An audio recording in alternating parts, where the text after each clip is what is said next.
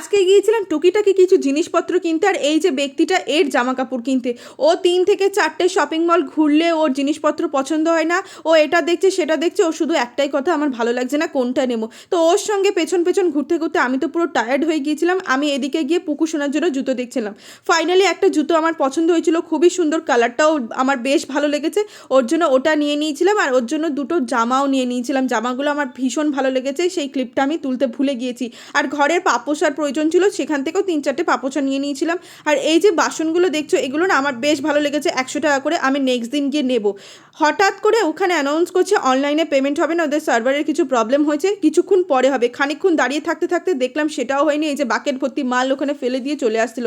মনটা এত খারাপ হয়ে গিয়েছিল, কিন্তু বাইরে বেরোলো কি আর মনটা খারাপ থাকে? 1 প্লেট করে চাউমিন হাতে পেলেই মন ভালো হয়ে যায়। আর রাত্রিটা অনেক হয়ে গিয়েছিল, 1 প্লেট করে চাউমিন বাড়িতে এসে আমরা 3জনে খেয়ে নিলাম। আজকের মতো ভিডিওটা এই পর্যন্ত, দেখা হচ্ছে নেক্সট ব্লগে, টাটা।